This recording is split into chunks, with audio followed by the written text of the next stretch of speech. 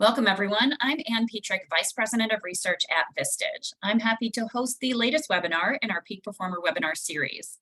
This series is designed to support your leadership climb by bringing the most trusted experts to the Vistage community.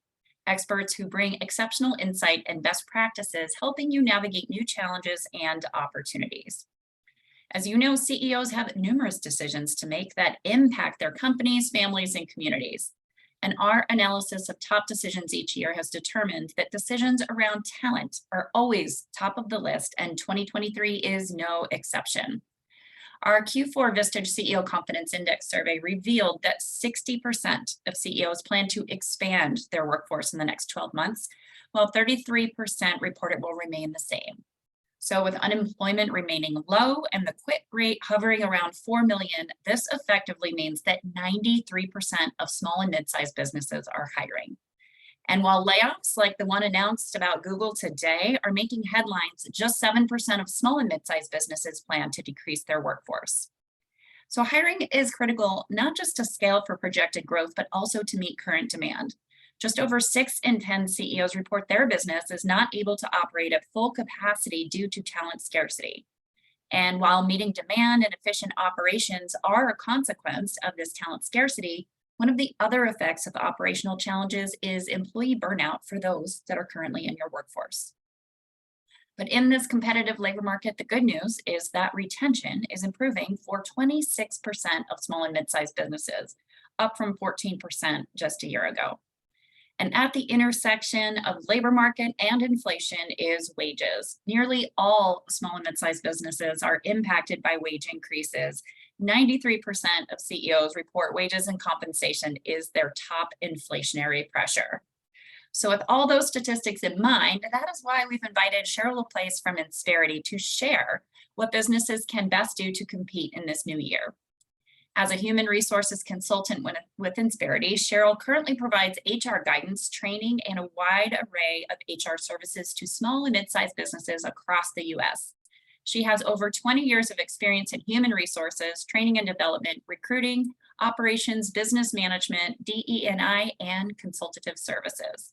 So today, Sheryl will share insight on the key components your business needs to be competitive in today's challenging labor market. Welcome, Sheryl. So glad to have you here. Over to you. Thank you. Thank you so much for that introduction. That's a long bio. I'm going to have to adjust that. I'm going to take myself off of video for a second so that I can focus on navigating through my screens. And again, thank you for having me here today. In my role as HR consultant to small and mid-sized businesses, I have to say that the most often asked questions over the last couple of years have included these. How do we attract and retain talent, especially with the great resignation that we were all seeing? How do we compete in this apparent race for good people? And that's not surprising because your talent impacts your company's productivity, your company's performance, and your company's profitability. So finding the top talent to take your business to the next level really, really requires focus. And you want to focus in just the right areas. So we'll look at these 5 areas: attracting, branding, recruiting, interviewing, and retaining. We'll take a look at each of these individually, and we'll start, of course, with attracting. Here is what today's candidates, today's best prospects are looking for. They want to know about your culture, your company's values and mission.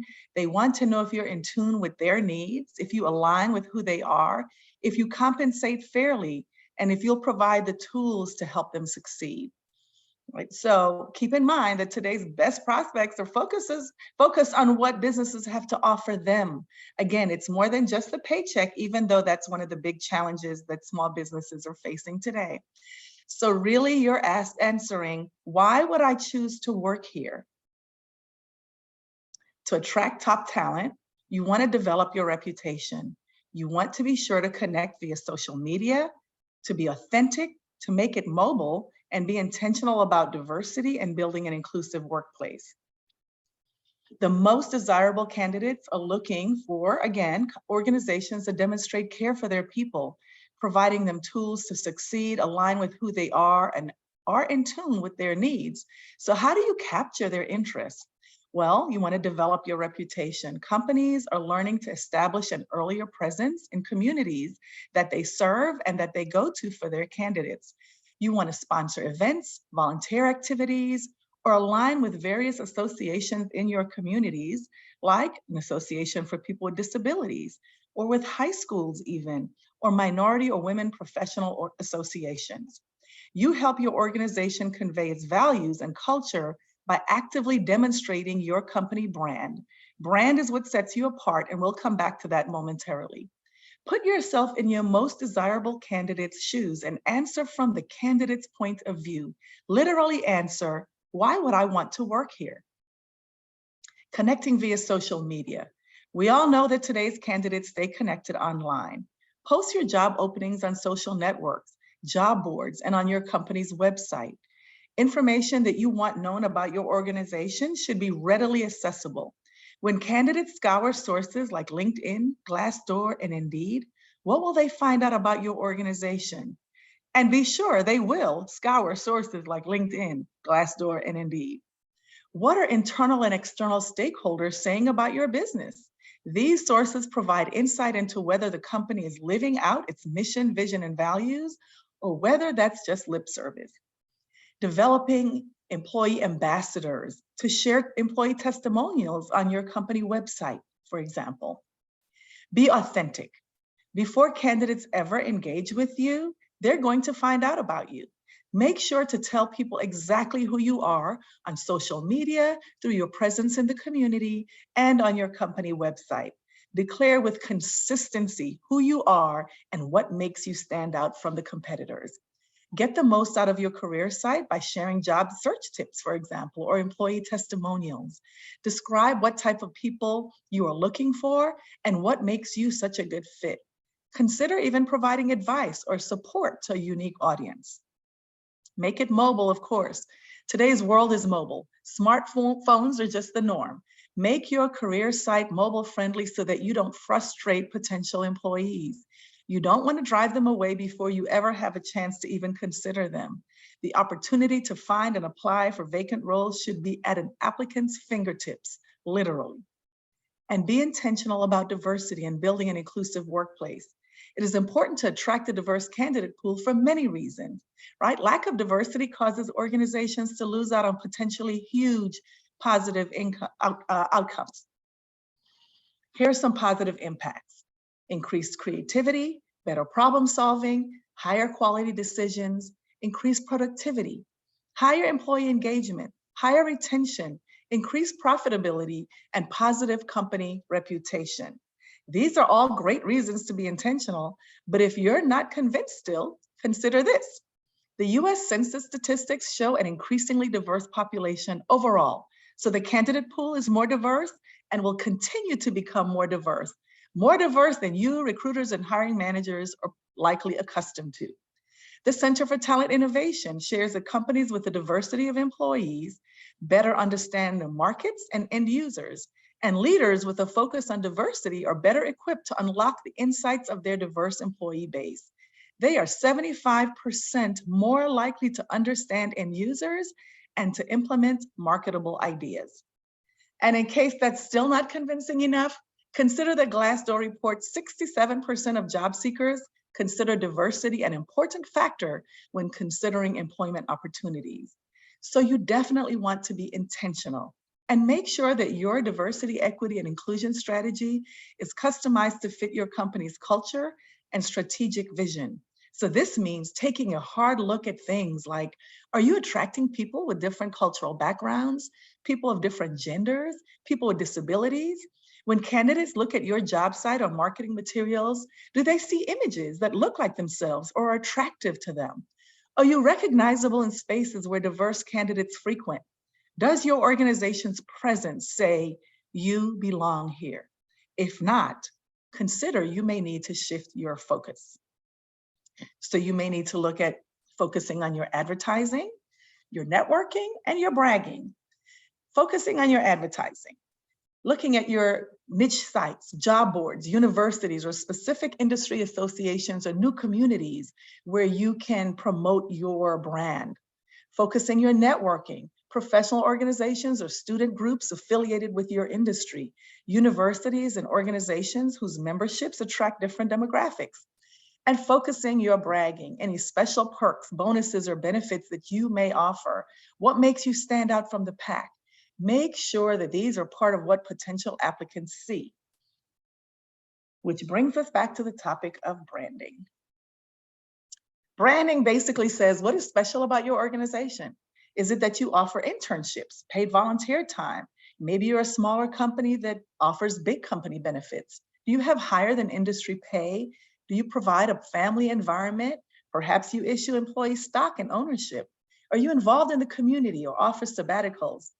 Do you have a focus on dedication to work-life balance? Are you focused on environmentally conscientiousness and minimal footprints, unlimited PTO, flexible work hours, professional development or certifications? Just think about what is it that makes your organization special and different. And let's consider 3 truths about branding. If you don't make it available, candidates will seek information about your employment brand from other sources. Information is at our fingertips. Without a developed employment brand, you may experience issues attracting and retaining the type of employees that work best in your environment. And an effective employment brand illustrates how you foster your company culture. It spells out not only the benefits you offer employees, but also your company's values and culture. So here are some tips to help define your employment brand. Start with an outline of your company's core values as defined by your leadership team. If your leadership does not define it, then it defaults to whatever. If you don't know who you are and what you are about, then neither will applicants. Perform a competitive analysis or market survey. Find the key drivers in the job market for your industry so you can better understand what to beef up or highlight in your organization. Explain what makes you special. Show the ways that you foster your culture in the organization. Again, what do you offer that isn't common practice elsewhere in your industry or your geographic location or for companies of your size? Do you offer sabbatical leaves, continuous learning, paid volunteer time? Are you involved in community activities? Have higher than industry pay? Whatever makes you different or makes you stand out, whatever your brand is, make sure you are explaining that, making it available. Literally, what sets your organization apart from others? What are the factors that build employee loyalty in your organization? And we'll talk a little bit about that. Do some research.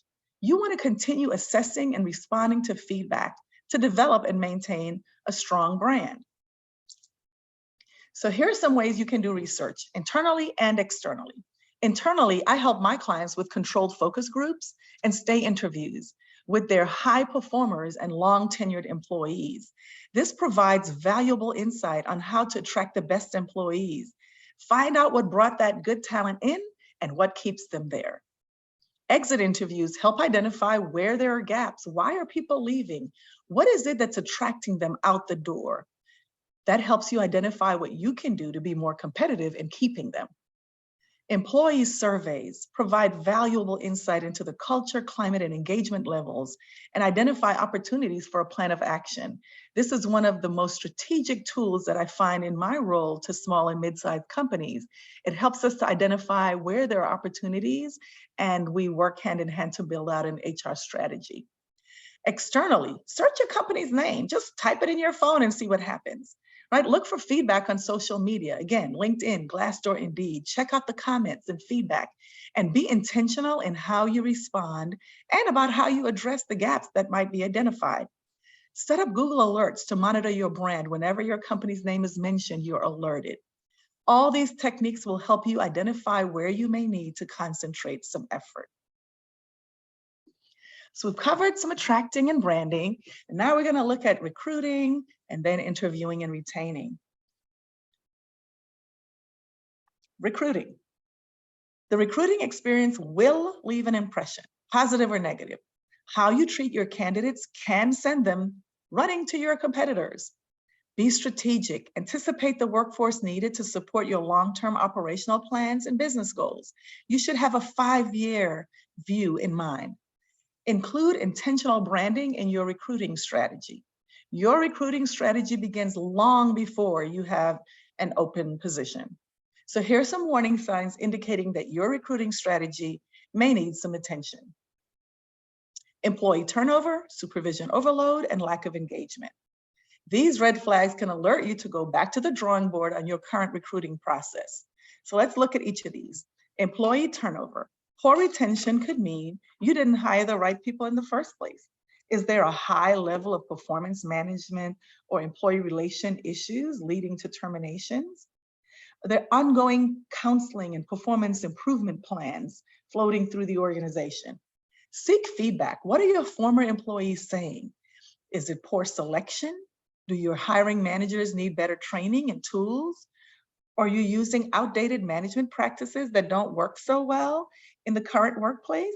Is the information being projected about the job not quite accurate? Review your job descriptions to ensure that an accurate picture is being painted. Is there something about the role or the team that is not being shared with candidates? For example, if you have a job that requires everyone to work one weekend per month, but no one says so during the hiring process, this could be something that causes turnover. So getting this type of information is one of the ways you can get that is through exit interviews to help identify why your talent is leaving. Supervision overload. Training and coaching are definitely a part of a supervisor's job, but constant meetings for poor performance or lack of skills can mean that hires were not a good fit in the first place. Determine if the proper skill, knowledge, and experience levels are being targeted, and if they are explained in your job descriptions and in the process at all. Lack of engagement. An unenthusiastic worker could cost your company in many, many ways. Employee engagement surveys and stay interviews can help organizations assess where there are opportunities to increase engagement and productivity and to help refine your recruitment efforts. So let's look at the recruiting experience with emphasis on the word experience. You want your candidate's experience to be a good one. Even if it doesn't work out this time for a job candidate, the experience should still be positive because there may be a future opportunity that is a perfect fit, and that person often affects how others view your company too. The recruiting experience. To provide a positive candidate experience, consider ease of application. A clunky process will turn off candidates. This may be their first hands-on impression of your company, so make it a good one. How user-friendly is your application and technology? Is it accessible by phone? How long are your written job descriptions? A long, boring job description is a huge turnoff. What feeling is conveyed to new hires about your company during each step of the applicant and hiring process? Is it archaic and out of touch? Does it leave a candidate feeling like no one cared to update things? Go apply for a job at your company and get a sense of what it feels and looks like to be a candidate. Communication. Being timely and responding to applicants is very, very, very important. Be transparent about what candidates can expect throughout the process and let them know if there are delays. Good communication can set you apart from other potential employers. How frequently do candidates receive feedback during your hiring process? The status should be proactively communicated or easily accessible every step of the way. Bottom line, an applicant should never have to guess, call you, or be left wondering about where they are in the hiring process or about what to expect next. Applicant tracking. A candidate may not be the best fit the first time around, but might be a really great fit for another opportunity down the line. So make sure you have a way of storing applicant information so when a better fitting opportunity arises, you have a head start and a pool of candidates who have already shown an interest in your organization. And don't forget, while you have a captive audience with candidates, find ways during the recruiting process to point out or demonstrate what makes your organization different. Reinforce your company's branding efforts.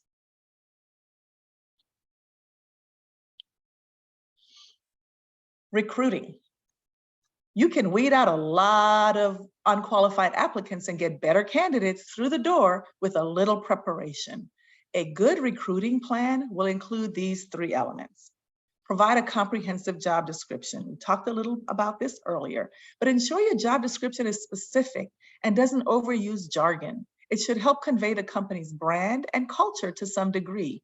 Cut down on the number of unqualified candidates by being clear about the skills, the education, and the actual job duties that are needed. Determine salary using data from the Bureau of Labor Statistics or get a compensation analysis to know the market range. If you don't understand the job, then your candidates won't either. Consider referral bonuses. Encouraging your current employees to refer candidates from their social and professional networks can be a huge success. This has proven to be a very successful add-on for many of my clients. Bonuses provide an incentive for your employees to make that extra effort. Conducting pre-employment screenings. Get the facts by verifying education, employment history, and certification. A background check is invaluable in helping you discern if a potential hire is likely to lie, cheat, or steal from your company, or potentially cause harm to your clients or your reputation. If someone misrepresents items on their resume, they probably will do the same in the interview as well. So don't waste too much time on this yourself during the interview. Finding good employees is difficult enough without worrying about whether your candidate has told you the truth on his or her resume. The best solution is a simple background check, which will easily verify college degrees and job titles, detect altered dates of employment. But not all employment screening vendors are the same. You'll want to make sure that your vendor follows best practices, like completing Social Security number traces, Social Security fraud detection, criminal background check, national sex offender registry check, job history verification, education verification, and drug screening. A good screening vendor will offer a comprehensive package that includes these services without breaking the bank or exposing your candidates to potential identity theft if they outsource the verifications that you've paid them to do. So you've attracted the candidates, you've worked on your branding, you've recruited solid candidates. Now let's look at interviewing, how to go beyond the surface and how to prepare. Don't waste time reviewing resumes with candidates during the interview. Instead, use this valuable time to learn about how they apply the skills and competencies needed for the job. Get insight on career goals and personality. Ask about what type of environment and management style works best for them. Develop questions that allow you to adequately assess and get deeper insights into a candidate's capabilities so you can narrow down your pool. We recommend the STAR approach. Your interview questions should focus on learning about situations, tasks, actions, and results from the candidate's experience. The responses will help you to properly assess each candidate. To give you an idea of what I mean, consider these. You have a role, an opening, where the job deals with customers. You might ask, tell me about a really difficult customer you've had to deal with and how you handle the situation. Or if there's a role with conflicting demands, tell me about a situation where you had numerous demands on your time. How did you resolve it? Or tell me about a time you had difficulty keeping a commitment. A vacancy that requires tough decision-making. What process do you use when you have to make difficult decisions? Tell me about a time you were hesitant to take a risk.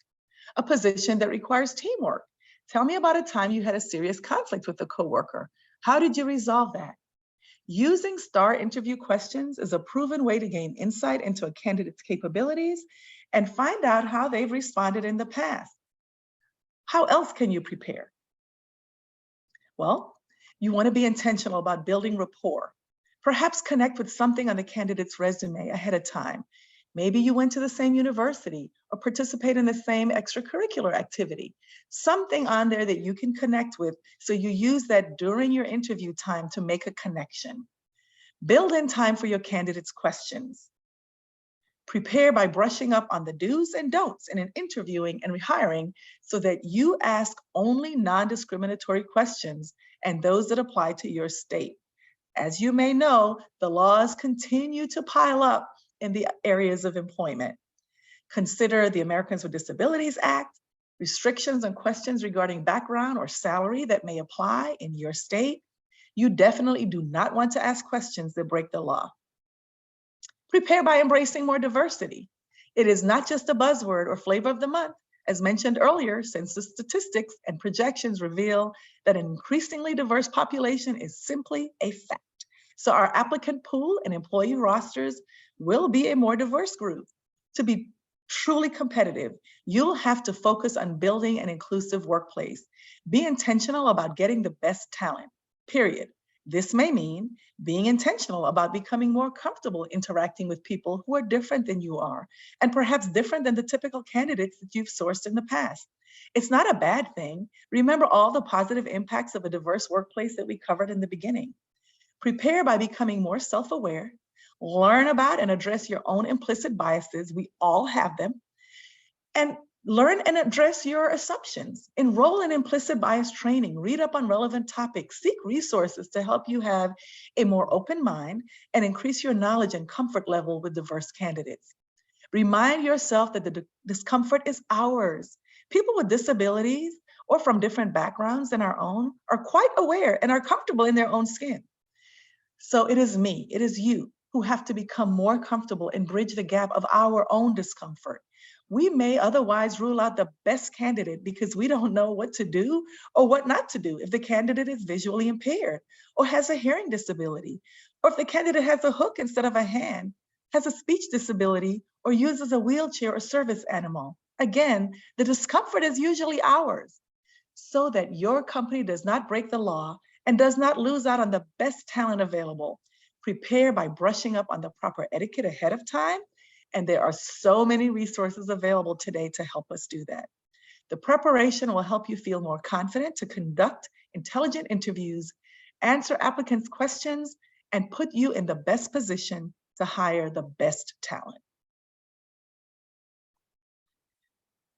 So you've put in all the work we've covered, and you have the wonderful problem of having more than one great final contender for the role. Let's say one has great skills, the other seems like a great fit for the culture. How do you decide? A part of preparing is having some answers ahead of time.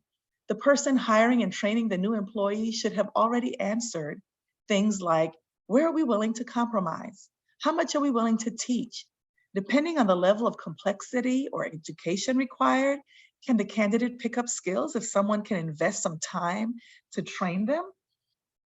If you are intentional about diversity, maybe you consider the person that's more different. Having these answers up front as a part of your preparation will help to lead to better hiring decisions.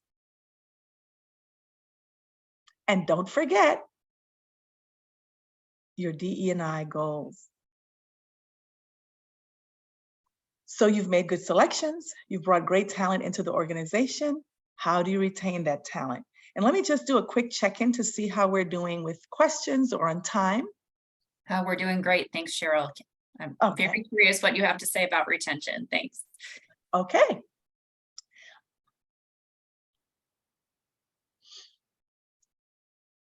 Company culture and solid HR practices are the foundation for retaining good talent.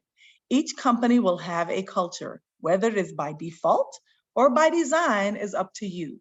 We really do recommend designing it. Decide what you want it to be. Look at your mission, your vision, your values. If you don't have those, work on preparing some. Assess where you are using culture, climate, and engagement surveys. Then build out an HR strategic plan to bridge any gaps. Some of the more common opportunities I've seen in working with small and mid-sized companies include the need to focus on these HR areas. Developing a compensation strategy.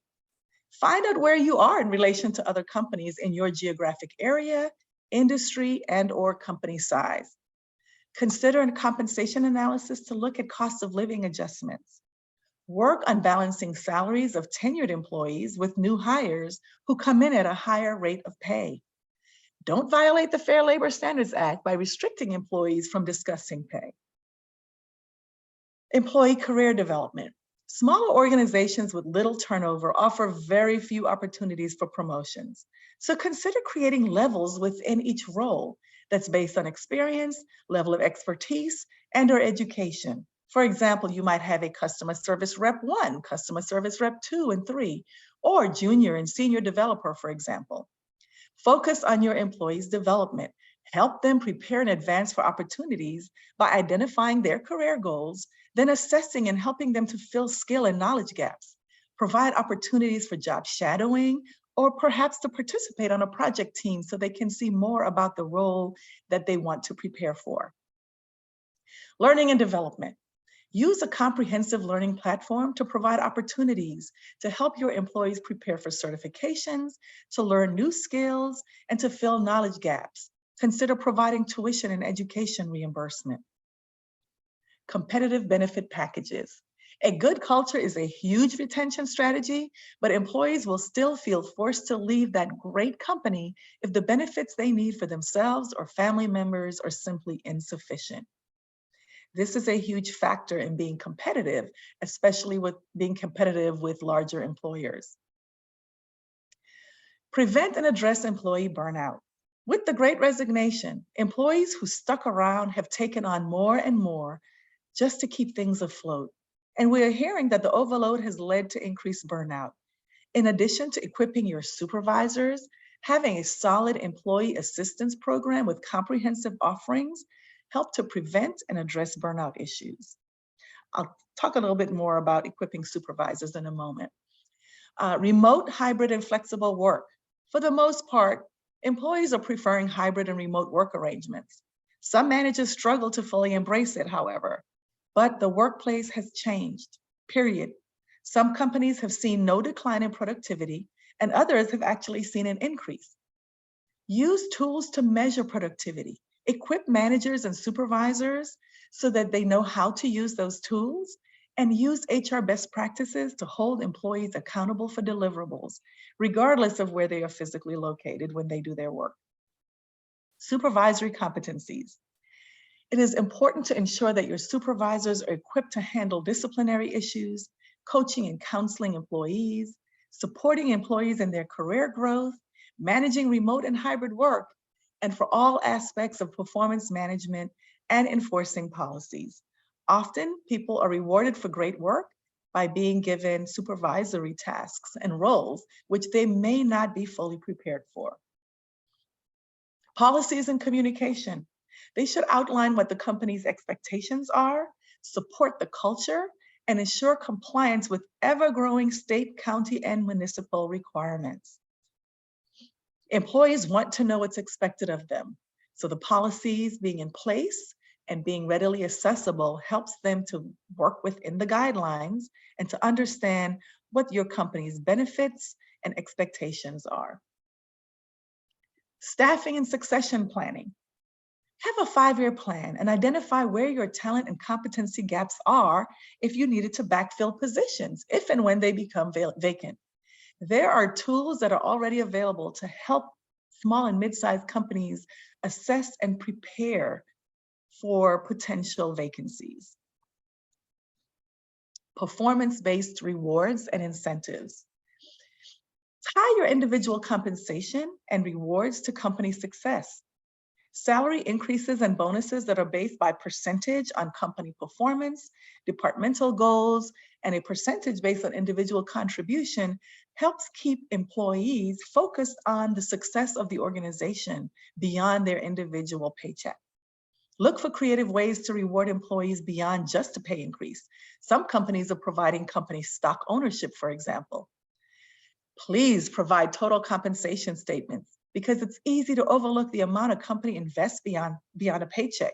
Seeing the dollars that you pour into benefits, 401k, and any other perks you offer will help to remind employees that their compensation is far more than just a paycheck. And now we open the floor to questions. Excellent. Thank you so much, Sheryl. That was very comprehensive and informative. I loved that last slide where you really went through all of the things that are so important. A couple questions from our audience, and then of course I have some questions myself, but for those on the line or wherever we are, please feel free to submit some questions.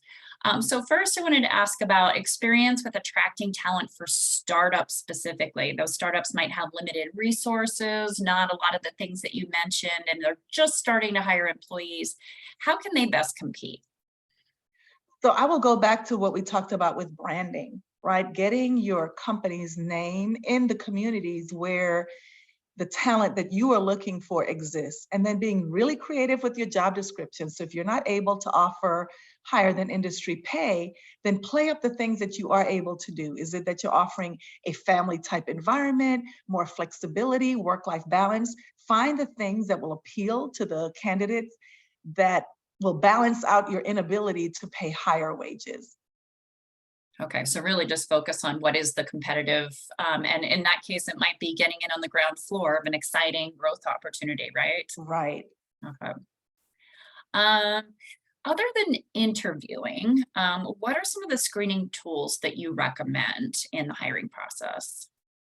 So we talked a little bit here about the pre-employment screening. Mhm. There are some organizations that use assessments to help them identify the cultural fit. You will want to make sure that you vet this out and that they are compliant with laws and that it doesn't cause Mm. you to cross the line in terms of violations, and that it's not used in a way to rule out really competent candidates who may fall in a category of that you have not embraced before.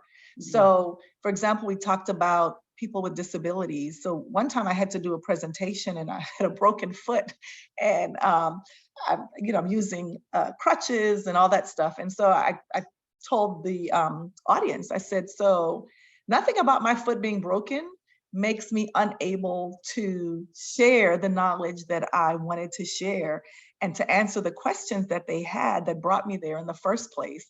And it Mhm. was just a live example of how having this temporary or permanent disability did not make me less valuable to the organization or to my clients. So I would say making sure that you, again, go back to the diversity, equity, inclusion, right? Making sure that whatever approaches you use, whatever tools you use, that at the end of the day, your entire process says to your candidates, you belong here.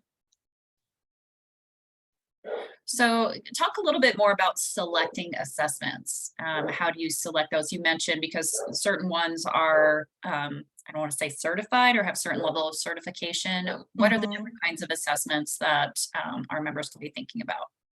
Okay, so in my current role, because I'm with Insperity, and we have people that specialize in everything you could think about in employment, rather unemployment, workers' comp. We also have people that focus on recruiting, and they have tools that they work with our clients to select. I'm not directly involved in that, so I can't make any recommendations. I don't even have insight into which ones are the most popular right now. Okay. Yes, and I know that there's definitely cultural fit. There is skills. In a prior life, I worked on one that was kind of a predictive tool to Right. understand if candidates. And so, when you said you have great candidates and you're trying to differentiate, sometimes I know that assessments can help that as well. Yes. What are your suggestions for helping interviewers be aware of any unconscious bias they might have? How can you be intentional about avoiding going into giving into your unconscious bias? So I would say it starts well before the interview. It's first of all acknowledging that we all have implicit biases and we all make assumptions based on our experiences and our paradigm. So starting with that knowledge that, hey, everyone has biases. Let me, again, I recommend some training that kind of covers that. It helps you to explore and identify what they are for you so that you can be conscious about how to overcome that and not let it get in the way of your organization really getting great talent. Mhm. Um, so definitely starting with some training, assessing your own biases so that you can make strides to overcome them and to not let them get in the way. Okay. For you switch back to for branding and you think about, I love the idea, and we talk about this in our research, is having more of a marketing discipline to your hiring, the same as you build a customer pipeline, you want to build a talent pipeline. How can companies really get past the idea that it's not an important thing and they don't care about their brand as an employer? Well, they can look at the examples of companies that have not, and the struggles that some companies have. So there are some companies, you say the name, and immediately you have a vision of some visual, right, of what that represents, what that brand means. So if you're going to compete with companies that have a brand out there, what would make a candidate choose you, right? What is it that would make you stand out to them if they've never heard your company name before? And if they do a quick search, what they find is minimal or not positive. So think about what the implications are of not focusing on branding. The Mhm. struggle that people have had or companies have had with attracting talent has been across the board, right? It seems like every industry has experienced that recently. So you definitely want to make sure you stand out in some way to get the interest of applicants in the first place. Think about what you would lose if you don't. Mhm, mhm. Well, you talked about doing a competitive analysis, so maybe part of that is looking at the employment brand of your top competitors in terms of Right. the type of workers you're looking at Hmm. to see that proof. Okay. Some of our members are smaller businesses that might not yet have a separate like HR department or function. So do you have a suggestion for any sort of software that could be used to help with that, surveying employees on engagement, culture, et cetera? Well, I'm a little biased because I work for a PEO, which is a professional employee organization, and that is what we specialize in, the co-employment, so that we're able to bring big company resources to small and mid-sized companies. So whether it's big company benefits, payroll services, but also the wide array of specialties that I kind of touched on when I said, well, we have people that specialize in everything. So when a small company has recruiting needs, we have people that recruit.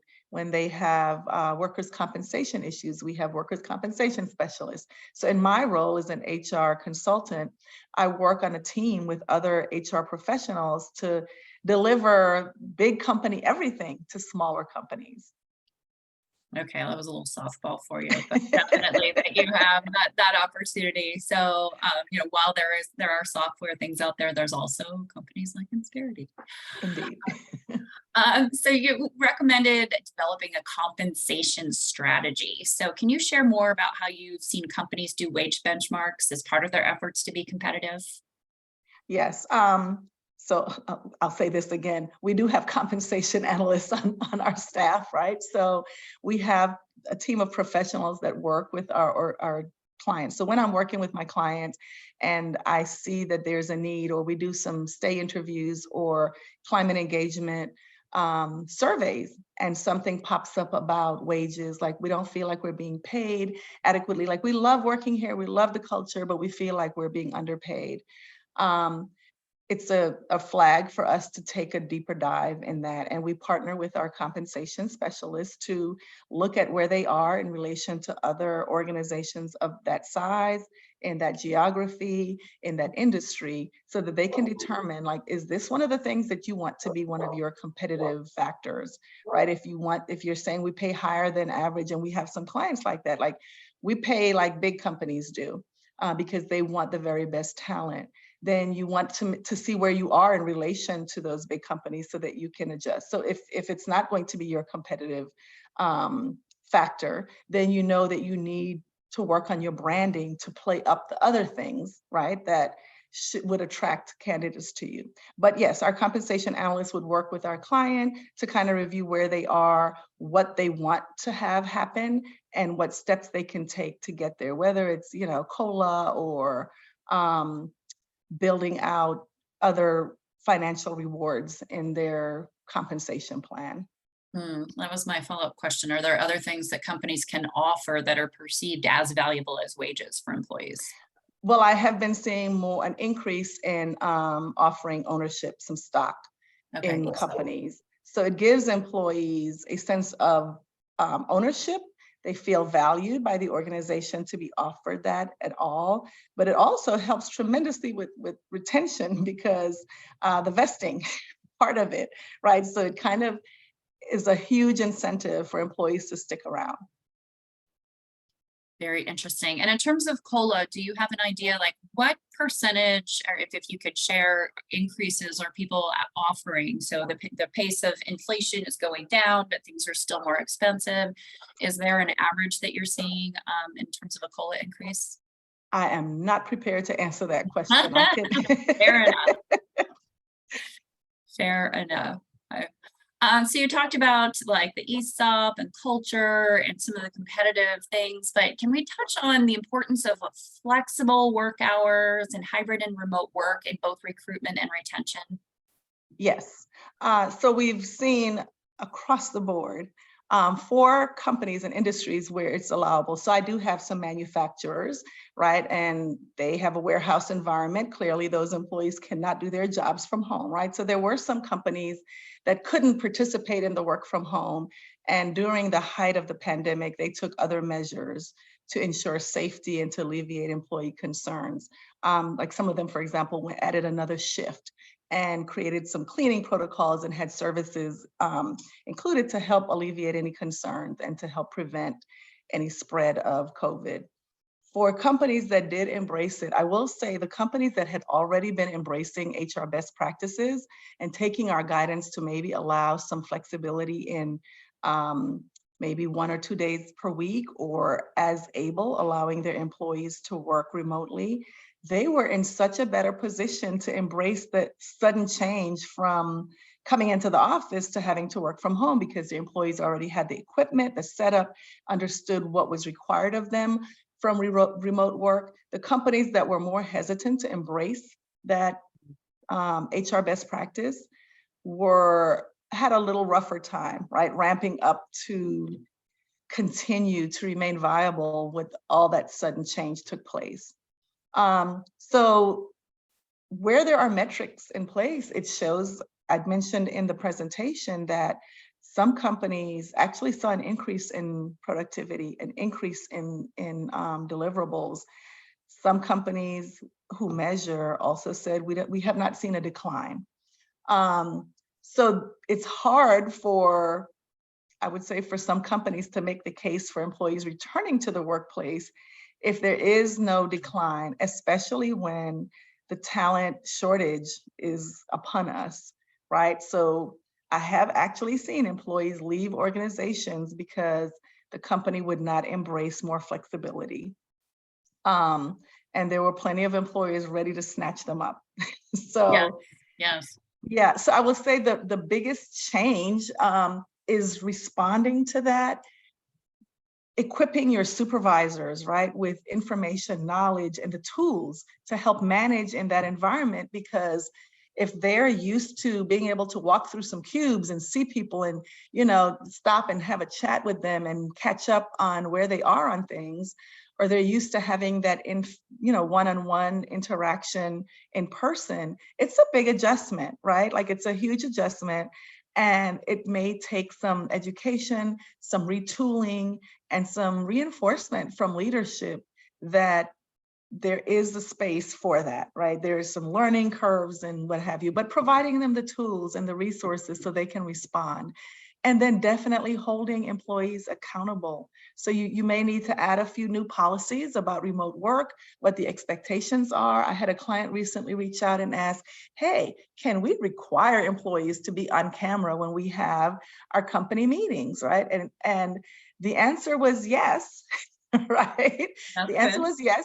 I did a search to make sure we didn't have any court cases, that said we shouldn't do that. But the employee was saying, I feel like it's a violation of my privacy. And I said, okay, well, then have him come into the office where he won't have that problem anymore. But if he's enjoying the ability to work from home, perhaps in his pajamas sometimes and so forth, when there's a company meeting, you can require, put on your jacket, do the waist up thing and make sure that you are ready to be on camera with the rest of your team. And there are some supporting articles that I provided that company to help them make the case to the employee, so that it wasn't a do it because I said so, right. But here are all the real good reasons why we want you on camera, and the visual cues that other people on the team get when you're on camera versus just hearing your voice. There were a bunch of really good reasons why. So there will be, of course, challenges with transitioning to that, fully remote or hybrid remote workplace, but there are tools available to help with that transition. And that is huge in attracting new employees. I have a son who is in that millennial category right on the edge there. And I'll tell you right now, he will not take a job if it's fully in the office. He just won't. Okay. He just won't. So, and he loves the hybrid approach. Like he likes having to go into the office a couple days a week, but if it were full-time in the office, and he's had many offers, he has declined them. Yeah, I think that's one big way to compete, right? Yeah. Yeah. Now, you've referenced that companies have seen no reduction in productivity from remote workers, but now can you speak to the flip side where employers, maybe like Microsoft, who've seen a reduction in productivity, how are they addressing that other than massive layoffs? How can you address those declining productivity metrics? Okay, so I can't speak to that organization specifically. They're not my client, but for the clients where there are issues, I will say it goes back to accountability, right? Performance accountability. So being clear about what the expectations are, what the deliverables are, what your deadlines are, right? Being very specific about here's what we're asking you to do, right? Here's your role, here's your job. This is when we need X, Y, and Z by, and then hold people accountable to that. So where you don't hold people accountable, then people can slack off and do other things. I've had a client that has suspected that one of their employees was moonshining, right? Like they were having two jobs at the same time. And even though they really were not preventing them from having a second job, if it's getting in the way of doing the first job, then that's a problem, right? So in a case like that, you want to make sure that your supervisors and managers are managing performance very closely to ensure that you're getting what you're paying for. If they have a side hustle, they're doing another job at night, as long as if it's not a non-compete kind of situation where they've signed an agreement or it's a competitor, then that's their business. But it's your business to make sure you're getting what you're paying for in terms of work output, the deliverables, and meeting deadlines. And it comes back to performance management. Yeah. And that's, performance management and the supervisory competencies. And that's so important too, obviously the productivity, but also retention, because people don't leave bad companies, they leave bad managers. What kind of leadership training courses or programs have you seen your clients see as most impactful and effective? Well, I can speak to from in my role, we have a category of courses that are called liability management training, and I affectionately refer to them as the kind of courses that keep you out of court, right? Keeps the company out of court. So these are classes like effective employee counseling, because sometimes employers or supervisors don't realize the impact of inconsistencies and how they discipline or performance management. So if you keep telling someone, yep, you're doing great, and you keep giving them a 3 on a 5-point scale for performance, what you're saying is that they're meeting expectations. And then you up to here with performance issues and you try to terminate, and now the documentation doesn't support it. So courses that help supervisors understand the importance of their role in mitigating risk to the organization by ensuring that there's consistency and thoughtfulness in the ratings and the feedback that they give employees, because there is a consequence to not doing that. And the consequences are huge. They're in the news. They're in the EEOC files. Because when you don't properly document performance issues, you leave the door open for allegations to be made. And it's free to make an allegation. It's not so free to defend yourself, even when you were doing the right thing, just because you have an absence of documentation, or your documentation is not up to par, or there's information in there that shouldn't be included. So I would say courses that help supervisors prepare for that role and be equipped to help mitigate risks to the organization. And then of course, things like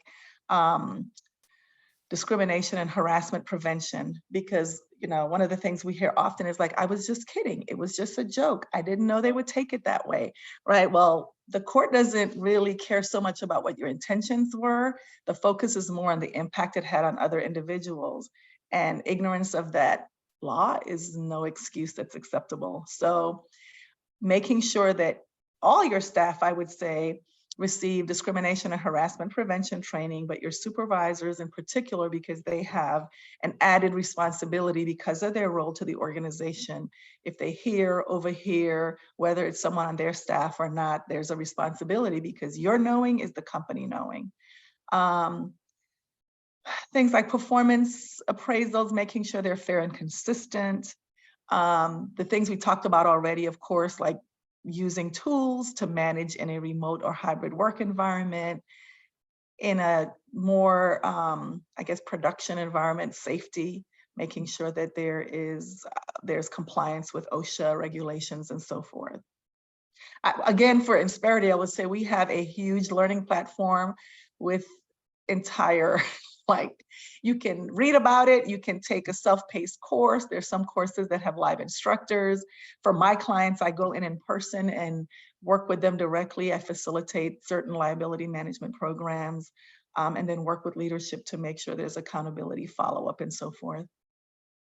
Excellent. Well, those are some very important things that managers should be focused on to stay compliant and keep the organization out of any sort of risky situation.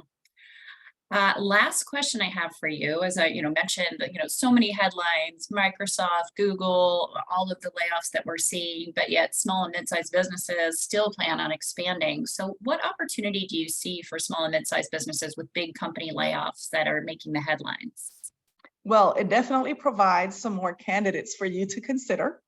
I am sure there's some great talent in those pools of layoffs, but what would attract those candidates to you, right? What is it about your organization that will make them want to come through your doors? Because there are other small and mid-sized companies competing for that talent also. So I would go back through what we covered earlier about making sure your branding is there, having a presence in the communities that provide the talent that you would want to come in your doors, doing the assessments with your current staff to find out what are the things that brought you here and what are the things that are keeping you here, so that you can make that a part of your branding. If it's gotten good employees in the door before and it's kept them there, you want to make sure you incorporate that in your branding and have that presence, like we said about focusing on your advertising and your bragging.